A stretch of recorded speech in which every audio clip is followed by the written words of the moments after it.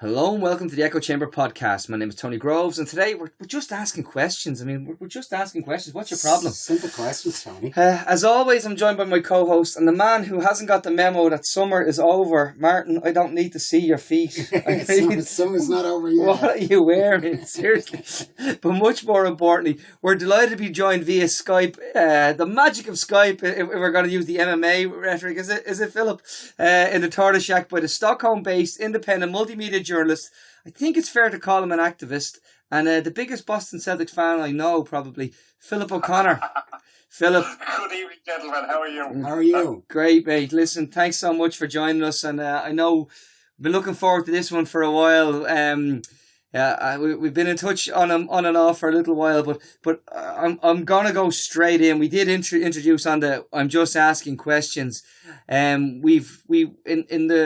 In the last few days, obviously, we've seen the backlash to the backlash of what happened in a Garda station in Tala, and how people felt comfortable, or how is the right word, liberated enough to I'd say entitled enough.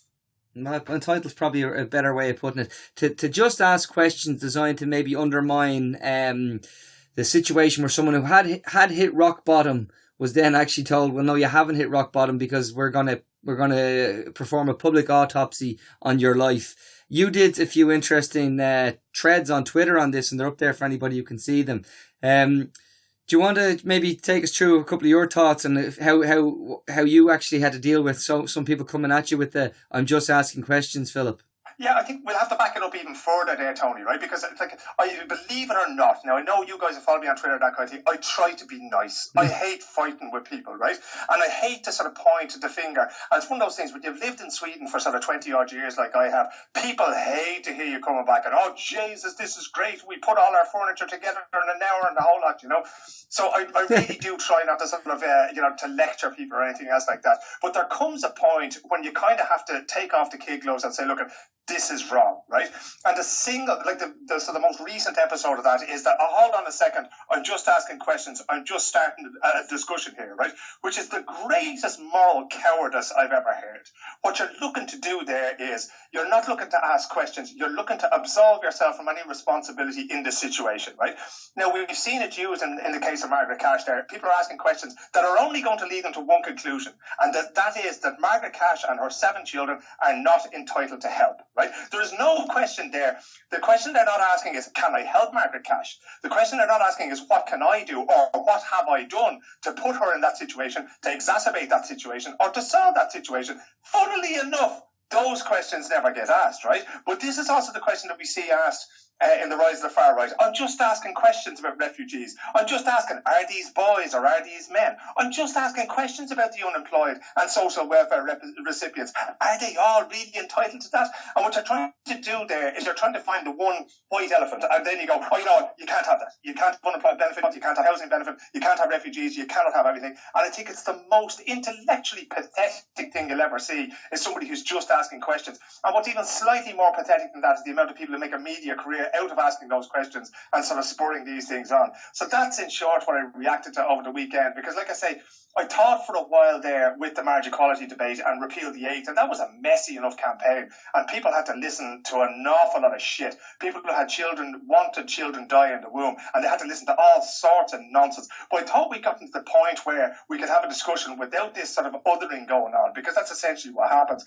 And it's everywhere in Irish society, and one of the tweets I actually wrote, that it's the most Irish thing in the world is to attack people like that. We've seen Joan Burton do that, talking about welfare fraud. We saw Leo Varadkar doing the same thing, when in fact welfare fraud is absolutely minuscule, and it costs, the campaigns in many cases cost more than what they actually say. But that's the kind of thing that really annoys me about it. It's lazy journalism, it's lazy politics, it's lazy discourse, and it just enables us to not take responsibility for what's happening in the world around us. Well, I think that's a great way to lead in, because the cold hard reality is this.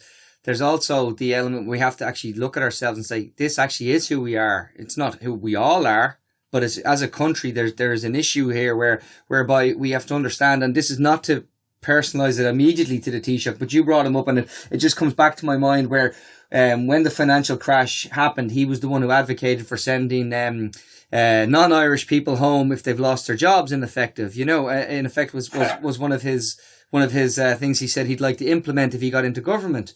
when you think of that kind of mindset, it actually is representative of who we are, whether we like to admit it or not. And maybe you like to think that we by drawing out the poison and actually and having a conversation around it and understanding why it's actually so wrong. And I'm gonna bring it back to a really simple thing that happened with the Margaret Cash case, because it was actually so timely in a really negative sense.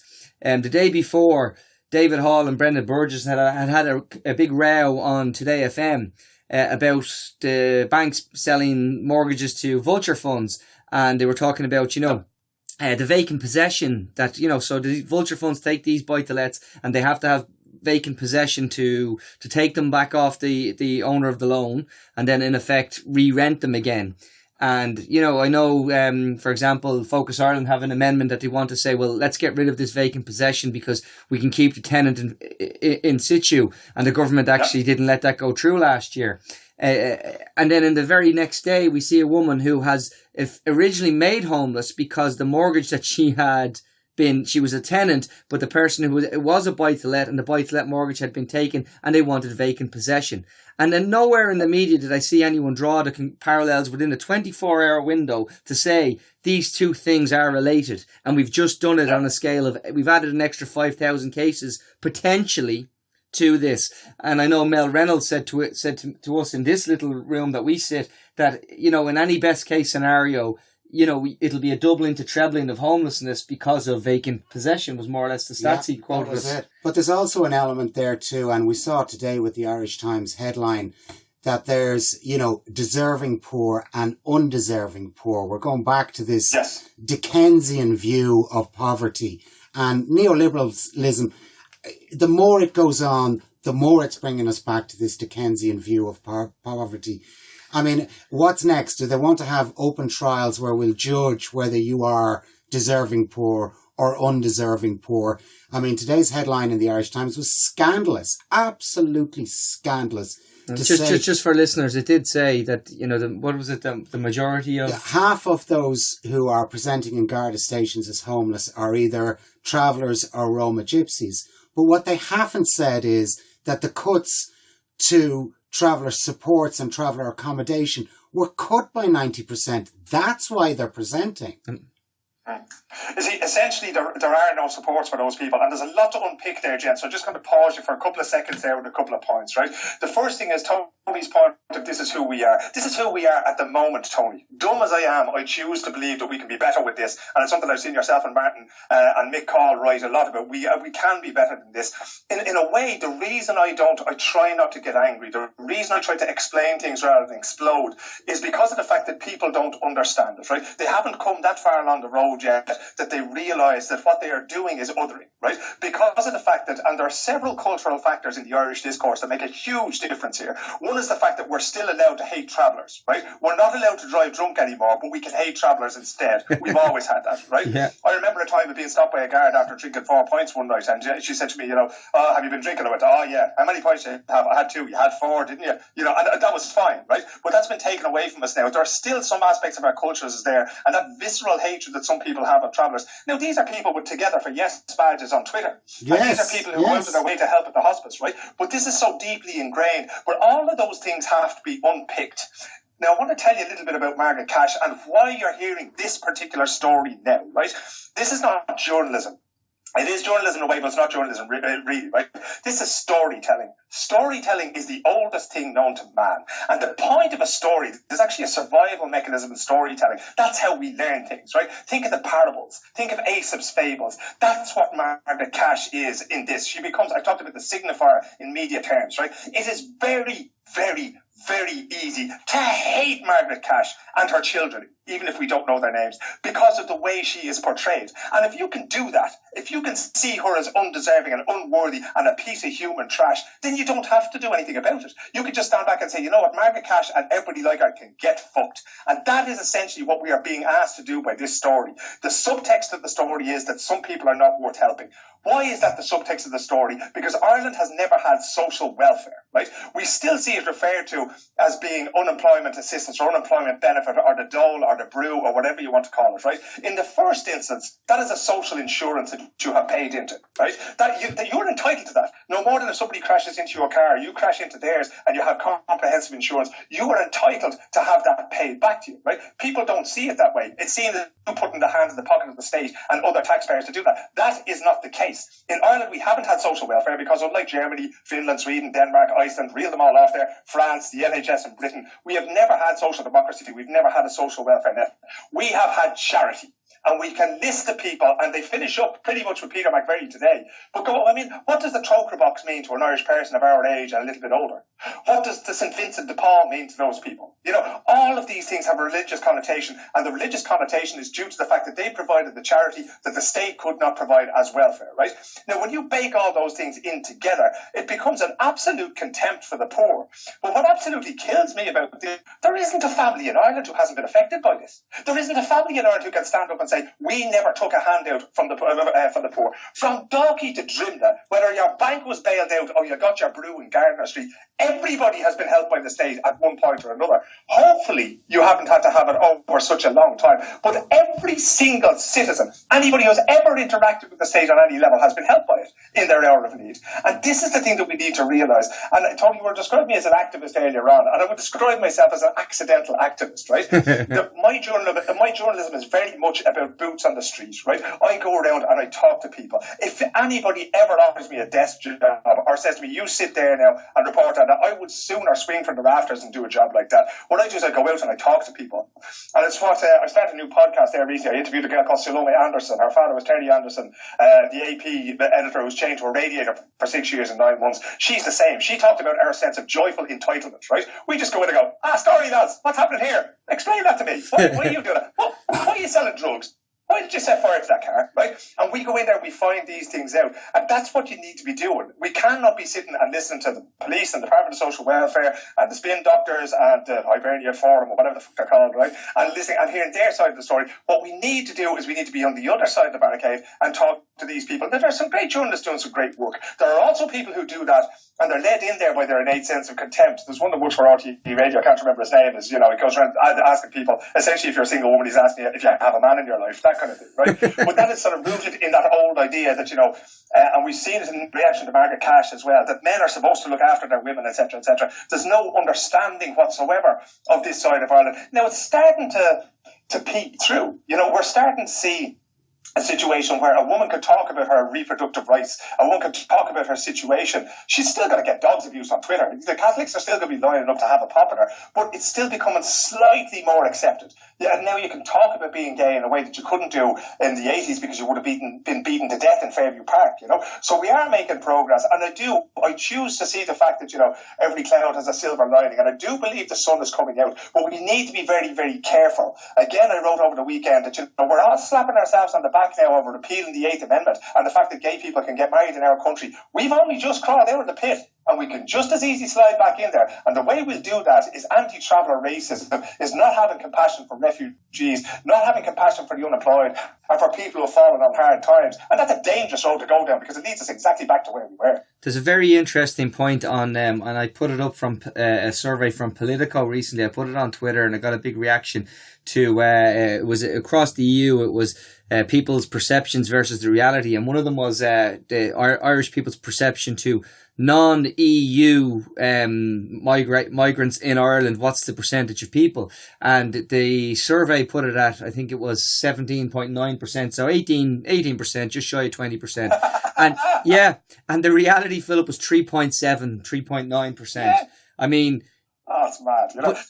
That's telling. This is the thing, right? That, it's a lack of knowledge, and there's two ways to have a lack of knowledge about something. One thing is you just don't know, and the other one is you just don't want to know. Yeah. And I gotta have this now. There's a general election in the first or second weekend of September here in Sweden, right? And pretty much all of Europe is looking at this is the canary in the coal mine as far as the rise of the far right goes, because so far the far right have gotten into government in Norway, and they've gotten in Denmark, and they've gotten in Finland. If it happens in Sweden, and it could well happen in Sweden, that they'll wind up either supporting a minority government or in a minority government, and that would be an awful thing to see. Exactly the same thing happens here. And the interesting thing is, the further you go from the urban areas where non-EU refugees tend to gather, or people from non-EU regions tend to gather, the more likely it is you are to be scared of them.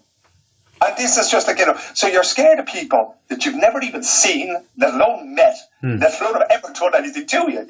Now, I live in a place called Sheester, right? We have two things here, right?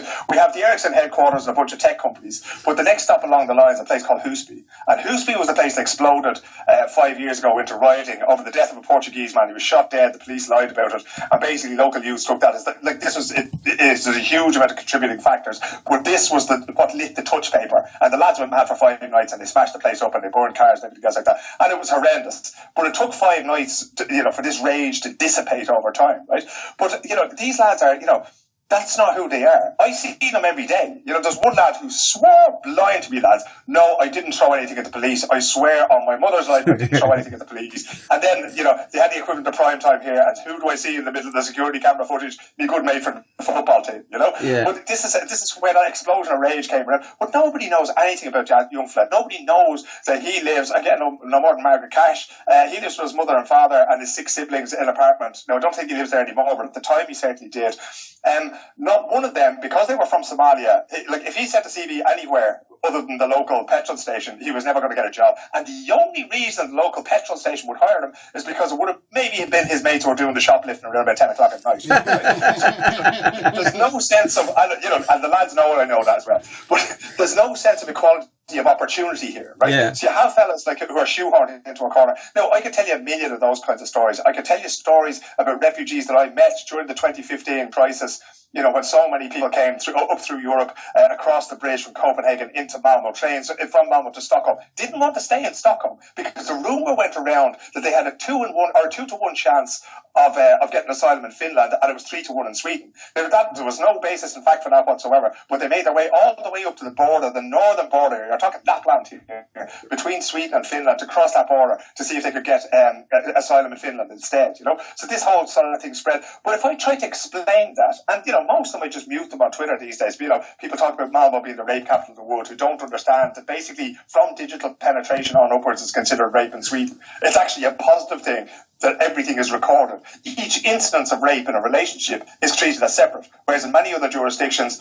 they basically bake them all into one charge, and that's what they'll try, But you try to explain these things, you try to give knowledge to people, but there are people who just do not want to hear it.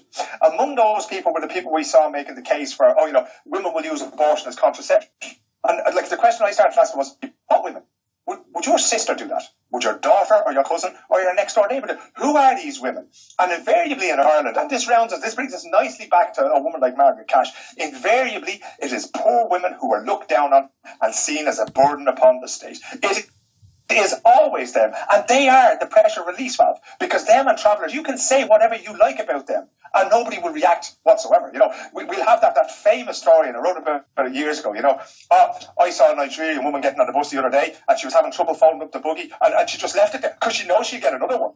So where did that happen? Why have I never seen that? And I'll tell you why I've never seen that. Because it never fucking happened. People make these kinds of things up, and they become these sort of old wives' tales that spread around the place. And that in turn makes it so easier for us to be in a situation where we look at them and children and say, no, you should have been forced to sit in a park bench all night. You shouldn't have even been in a guard station, Well, it brings me back when I was younger, like I'm middle-aged now, but when I was younger, there was an awful lot of pressure put on single mothers. They were the whipping horse for every situation that ever came up. Single mothers, it was on Gay Burn, it was everywhere. And I thought we'd moved past it. I thought we'd gone to the part where you say, how many children women have is completely their business. I, as a man, have no input whatsoever, other than maybe a little bit of sperm. That's it. But now we're back at this where unmarried mothers or single mothers are some burden on the state. Well, they're not. Who's going to pay your bloody pensions in future if it's not the kids that are born now? That's true. That's also if you give them equality of opportunity. But this is actually a nice one to sort of put in alongside another story we've seen over the weekend, which is Boris Johnson's comments about the burqa and women wearing burqas. Right? About 2 weeks ago there, I was working as a TV producer for a big news agency for a couple of days. And that means you're sort of sitting on stories waiting to come in from the Scandinavian region. And that was the time when Denmark had banned face coverings, right? Now, they weren't really banning face coverings. They were banning Muslim women from wearing what they wanted to wear, right? Now, what happened there was that basically that is the far right party who got in there. This was their thing. They wanted to get it over the line, and they did. But then there was a protest where basically regular everyday Danes, and by that I mean people with blonde hair and blue eyes and straight teeth and that kind of thing, they came out and supported this, and they covered their faces during a demonstration as well. There is literally a handful of women who wear a niqab or who wear a burqa in Copenhagen, right? None of them have ever been seen in the crime statistics anywhere. There has never been a situation where an armed robbery has been carried out by somebody wearing a burqa or a niqab. I don't know how many, the cartoonist Lars Vilks, the guy who did Muhammad as a dog and that kind of thing, right? Lars is afraid of his life of when I'm the producer on call, right? Because every time I'm the producer on call, somebody tries to kill that poor man, right? Never have they been wearing a niqab or a burqa. Now, that's a coincidence, Lars. I've had nothing to do with that, just in case you're listening. Right? Never has anybody been involved in that kind of thing, right? It's just a complete red herring. Again, like Margaret Cash, they are a signifier. This is what we are afraid of. And what we do then is that we invest them with an importance far and above their actual effect on the demographics of society, right? I mean, back in the day, lads, I'm sure you grew up much as I did, as far as I know, in Dublin, right? We all knew of families who had more than 7 children, who had 10 or 11 or 12 children. Yeah, absolutely. Right? Because that's what it was. But that now is absolutely the exception. Professional people, middle-class people, working-class people who would be working if they had a job kind of thing. They're all doing the same thing of, 2 or 3 kids. They have the kids they can afford. So to pick out a woman in Margaret's situation, and I would absolutely refuse to stand in judgment. I'm not going to say Margaret has too many children. She probably has exactly the amount of children that's right for her. She's probably kept awake at night wondering how she's going to look after them in this particular situation. But I wouldn't say she regrets it for 1 minute, and nor should she, right? But she takes on this enormous significance, right? And while we are talking about Margaret, and the best of luck to her, I hope she finds a home and a job that pays her €1 million a year, and she can give those kids a fantastic time as they're growing up there in Ireland, right? What we're not talking about is what you mentioned about David Hall and the vulture funds. This is what we're not talking about. We are not talking about the guys who were bailed out and they worked alongside NAMA and they were given fairly large salaries to work as consultants on their own failed projects only to buy them back or only to buy some other fellas and to swap and that kind of thing, right? Because I literally haven't seen anybody go through. I haven't seen any ounce of suffering. I haven't seen one developer sleeping in a Garda station. I haven't seen one of them sitting on the Halfpenny Bridge when I'm there. And this is the situation that we're in. We have a situation where you will attack a woman like Margaret Cash, and these guys can just wander around Grafton Street, completely untouched. And now I will by no means recommend the violence, but can somebody not go up to them and say, well, where did you suffer in all this? From 2008 onwards, how did you suffer? Oh, you only went to France 3 times that year. Oh, God love you. It's staggering because, as someone who was on the ground in the banks when the crash hit, and we saw the shrinkage in the front line of the banks, and now we see banks that have returned to substantial profits, but are actually, because of their losses that they were able to crystallize over the last few years, are now not going to pay any tax on those profits now because of a sweetheart deal that Michael Noonan managed to negotiate before he left. That's been honoured by Pascal Donoghue. And then we see the same banks that were capitalised, because once a loan goes after 90 days of non-performing, as they say, you must provision for it in the event that it's going to actually default. So the banks then provisioned for it. They were recapitalised to the tunes to make provisions for those losses. They pushed all those losses. They purged all those losses through their accounts each year. So your end of year, you'd have a bank losing 3 billion or some phenomenal amount of money, which was ultimately plugged by taxpayer bailouts. And then we're told to believe that banks that have returned to profit can actually then sell non-performing loans on to vulture funds so they can outsource whatever dirty work needs to be done. The government can have hands off, arms, they can be removed one step further away from it. Like, there's a reason this is all happening during the Dáil break. Don't be so naive, people. This is all happening while the government is away, because they will be able to say it happened on a period while they weren't sitting, while the Dáil wasn't sitting. These things are arranged. I mean, there's a reason why the homeless statistics come out at 6:30 on a Friday evening. These sort of things. This is all pantomime, and it's been played out for a long time. But no one calls it on it as it is, Philip. No one turns around and says banks have been bailed out. They've actually crystallized those losses, and now they're actually going to sell those to actually get money back, even though the taxpayers already paid for that loss. This is the thing. This is the double whammy that's an absolute killer, right? Basically, I'm sure you've seen it to me. I usually use the capital letters when I refer to the lads, right? Yeah. And the lads are basically the people in power, right? And sometimes politicians, sometimes they work in finance, and sometimes they work in other things. Sometimes they move between the two or the three, right? I'll give you a great example, just because the country is so much smaller than Ireland. I was in Iceland just around about the time of the crash, right? And I went over there for news agencies tend to sell financial information as well, right? So I was going over there, doing a bit of reporting, having a look around, and I talked to 3 banks.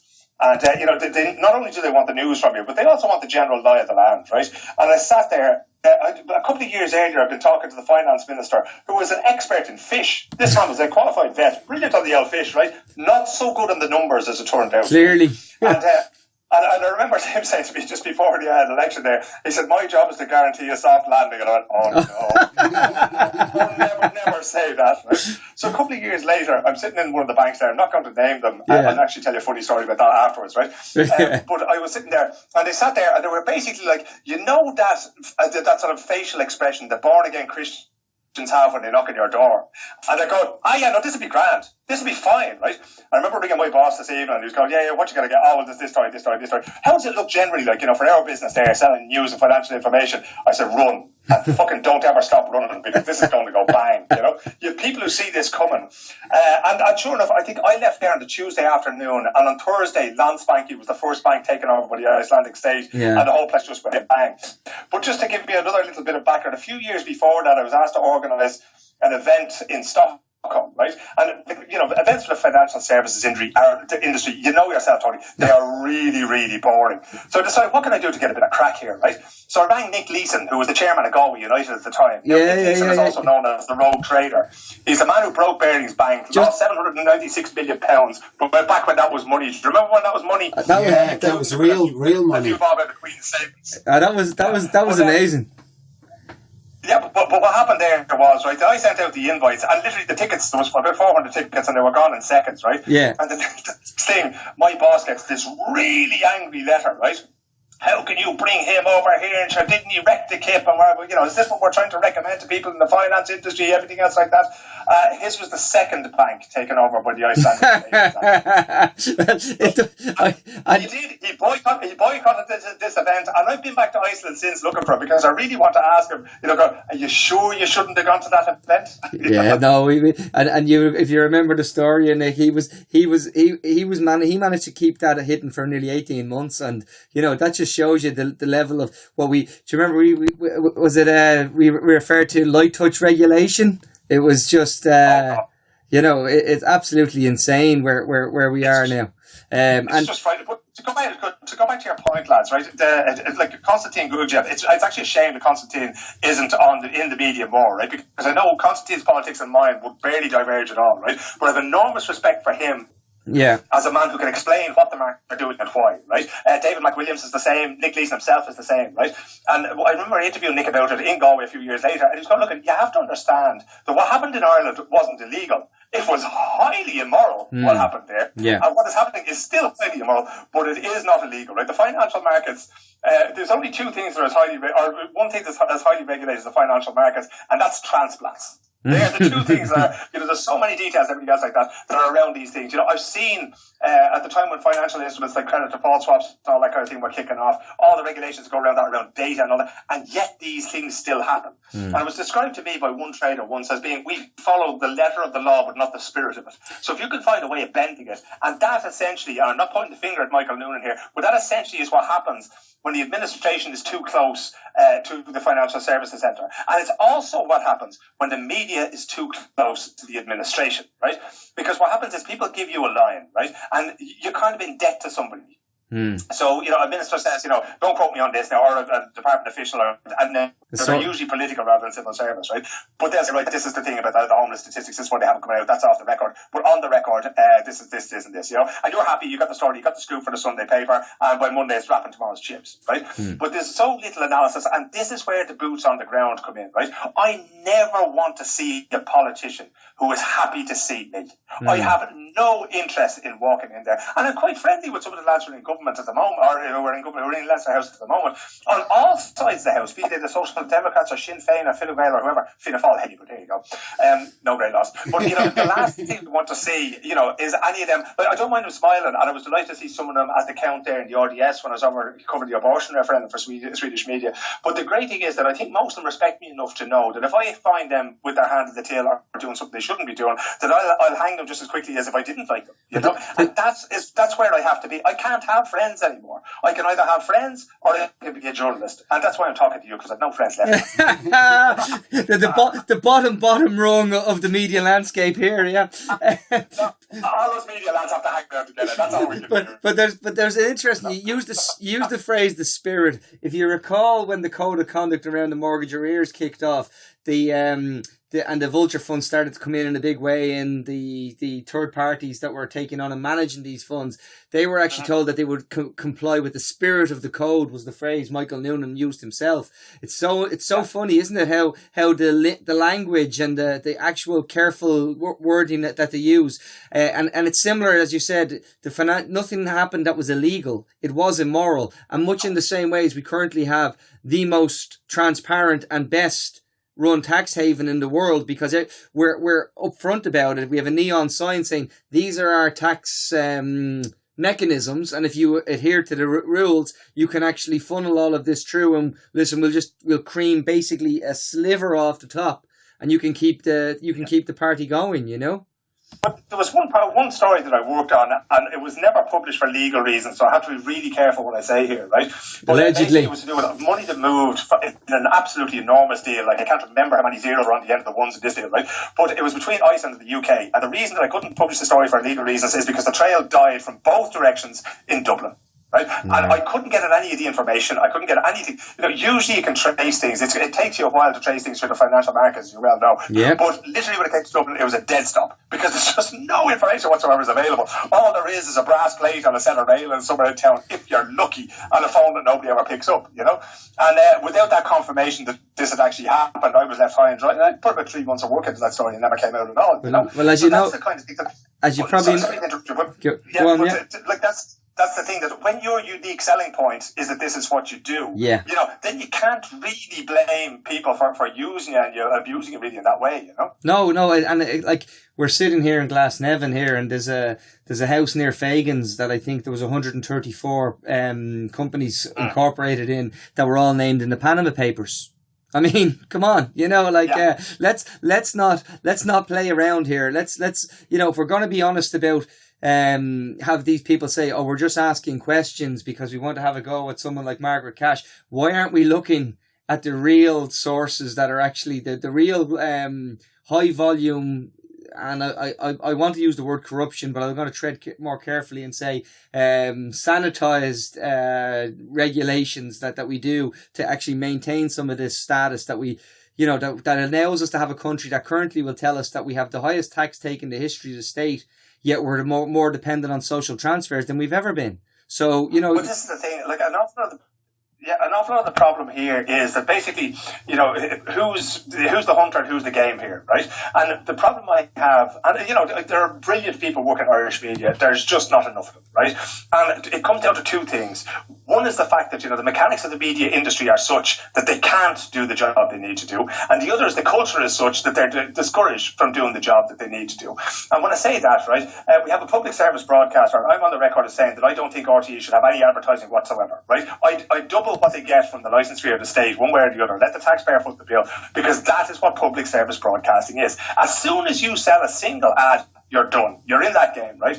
And that would also revitalise the production sector, right? But when you have a situation where people are so close to the politicians and to the business people as they are, when they are so dependent on advertising, as was shown, with property supplements, they were making a bloody fortune on property supplements when the rest of the paper was losing money hand over fist.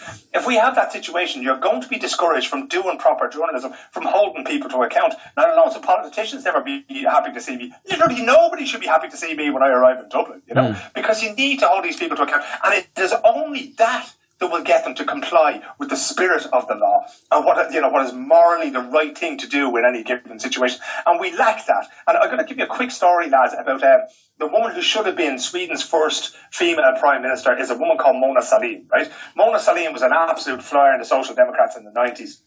And she was a government minister, and she did a bit Irish in the way she handled the bookkeeping, that kind of thing, right? She had a government credit card, and one night she bought a packet of nappies for her child and a bar of Toblerone chocolate, right, with the government credit card, and she didn't pay it back. And freedom of information was used, and it came out that she was after spending, I think it's somewhere between 10 and 15 euros on the packet of nappies and on the Toblerone, and she had to resign. Jeez. Right? She had to leave as a minister. And she was put in the sackcloth and ashes, and she wandered the desert for years, right? Now, she came back when Göran Persson resigned after losing the election there back in about, 12, 13, 14 years ago. Göran Persson resigned.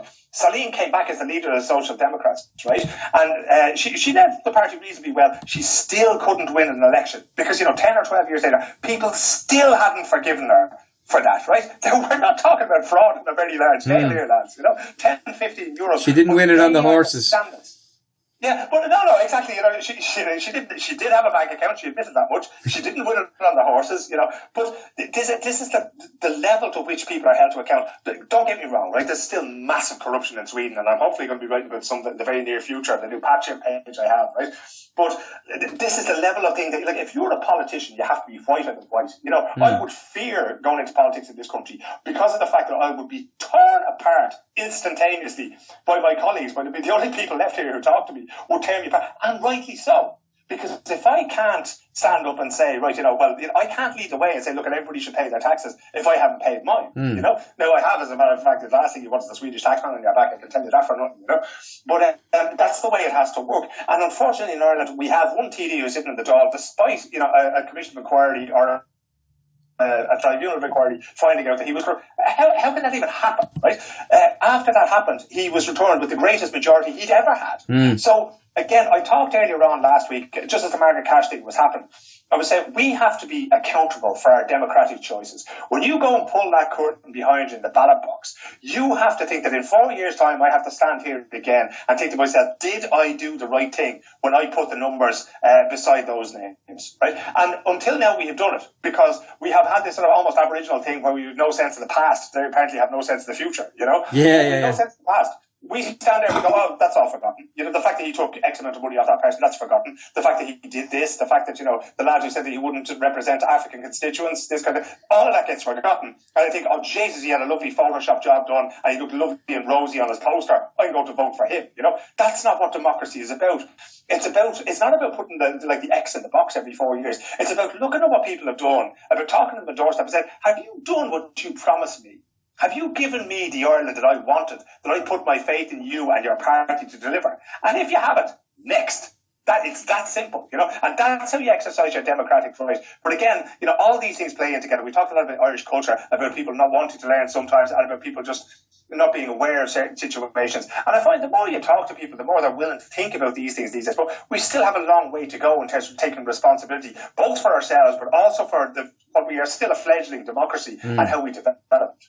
There's a great anecdote to that was up on Twitter just earlier on today, and there was a group of farmers in a pub and they were complaining about the amount of money that Margaret got. Now, when you work out the figures, Margaret has £7 a day to feed, clothe, heat, send to school, buy school books, whatever it is for each child. £7. It's tiny amount of money. And these farmers were complaining about the amount of money, but the bar proprietor pointed out to them that they're getting 50 grand a year not to grow something that they couldn't grow in the first place, and that's actually really social welfare. Exactly, but this is the thing. As I said, there's not a single family in Ireland who can put up their hand and say, we have never benefited from the largesse of the state, right? There isn't one, you know. And I, like anybody on Twitter out there, come at me, lads. I'll happily have this conversation, you know, because there isn't one. It's the same thing here that I pay a fair amount of tax here in Sweden and that kind of thing, and I am delighted to do so. I have 2 children. This country is built for children, right? There's summer camp for them. There's school for them. There's after school care. When I was sending my 2 kids to daycare here full time, they could be there from 8 till 6 if they wanted to be. They had all their meals there. They had sort of people were educated to look after them and that kind of thing. And I paid about €180 a month for both, right? And I swear to God, lads, I would have paid 4 or 5 or 6 times that if I could, because it was that good, right? Now, so as long as this is going to happen, just before I went to the World Cup there, I tore my groin muscle playing a football match. Time to retire. About 3 or 4 hours with the best morphine tablets you could possibly get in my pocket as I was coming home here, right? And that was what got me through the first 10 days of the World Cup. My World Cup was basically like a cross between Match of the Day and Train Spotting for most of it. And again, without the fact that, you know, without everybody doing what they can and paying their taxes and that kind of thing, right? Because the whole idea of taxes that we're paying into this fund that, you know, I think was it Marx who said, you know, everybody according to what they can put in and get what you need kind of thing. I can't remember the exact quote at the moment because I get too excited now talking to two legends like yourselves. This is the thing that, you know, if you're going to be looking at these things, if you're going to be looking at the pounds, shillings and pence of everything, and if you can't get equality out of this, you're never going to get out exactly what you put in, right? Some people are going to put in more and some people are going to take out more and some people are going to get out less and some people are going to put in less. And that's just how it has to be. That's what a system of redistribution is about. And you know what? We can talk about this in Ireland in 2018. This has gone on for thousands of years, right? It is up to the people who have more money. You know, if you go back to, you know, the history of rugby in Munster is based around rich people putting their hand in their pocket. Cricket in Kilkenny is the same thing. Soccer in Dublin, ice hockey in Dublin. There's a strap merchant used to sponsor the team they used to play out of Inchicore. Yeah. You know, this has always been there. And the same thing, you know, you have the teams, the Gaelic football teams and clubs that are sponsored now, and the businessmen put their hands in their pockets now. What I'd rather see is, I still see that as being charity. I would rather see the state take a greater role in that, because that way it's guaranteed. You know, I put a few quid into the local football club every year here, but then last year when my business didn't go so well, I didn't have as much money to put in, and we were left struggling trying to fill the hole in the coffers kind of thing. It shouldn't be like that. We should have, you know, and needless to say, there's plenty of money on offer from the state if you're doing things with football as well. But that's the kind of thing that, you know, nobody should be in that precarious position whereby, you know, they're not going to get what they need when they need it. And in Ireland, that goes for healthcare, that goes for housing, that goes for education, it goes for everything. So we need to readdress the way we look at things and stop this all taxes theft nonsense and start looking instead at the kind of society we want to build. Because I don't think I've ever heard of anybody, apart from the most ridiculous alt-right gobshite from the Iona Institute called Sweden's Kip. Anybody who's been here would look at it and go, you know, now, they're not the best crack. I'll give them that, right? You know, it's hard to get a few gags out of them and that kind of thing, you know, and they wouldn't be great at the round system. They haven't really understood that. But other than that, they're pretty decent, you know. Martin's basically Swedish. The society is pretty good, you know. Yeah, I'd be basically Swedish. I don't get the round system. You know? It's like alligator arms. You just can't reach his wallet, you know. Yeah, I heard about that, Martin. It's not that he doesn't get the round system, it's just he doesn't get the round. Yeah. Philip, thanks so much for coming on and having a chat with us. It's been enlightening, and we enjoy the work you do. We really do enjoy the work you do. Well, I think there's 2 things I want to finish on. One, it's interesting that tonight, as we sit here, Bertie Ahern has been rehabilitated at the Kilkenny Arts Festival, being interviewed by David Davenpower, which is a very interesting insight into you know, right to the soul of what's wrong with Ireland, that is a sellout. And then the second thing is, to end on the optimistic note, yeah, I do think that we've right to be optimistic, because we are at least having these conversations. We are dragging these things out and we are pulling them out into the light. I think work that you've done, some of the threads you put up, have been really effective. And I hope to actually talk to you in the future about some of the stuff you're going to be doing around the consent and teaching consent for young women and boys and girls and things like that, Philip. So it's a great credit to you that you're still so passionately involved. So thank you so much. This is the thing. I'm still the kind of guy who started around in an empty house, lads. But just to sum up, right? one thing I was commentating on a triathlon recently for 13 hours, and one of the things we were talking about, they're going, no, that's impossible. How can you talk for that long? And was one of the guys said that day, it's only impossible until it's done. Yeah. And that's Ireland right now. We can do this. We might think it's impossible now, but it's only impossible until it's done. Thanks very much for having me, lads. I have the greatest respect for you and for the podcast and for the work that you are doing there, because you're bringing up subjects that nobody else in the media is bringing up, but they have to follow you then. Once you've done it, it's absolutely tremendous. So after that mutual backslap, thanks very much indeed. Cheers, Phil. Thanks for listening, folks. Talk to you all soon. Remember, do hit subscribe. Tell your friends. Listen, we rely on you guys. We have no budget whatsoever for this. Thank you so much. Oh, and to the people who have supported us on Patreon, we really appreciate you. Martin is going to send you all a handwritten thank you note, aren't you, Martin? Yes, the same one. The same one. Thanks, folks.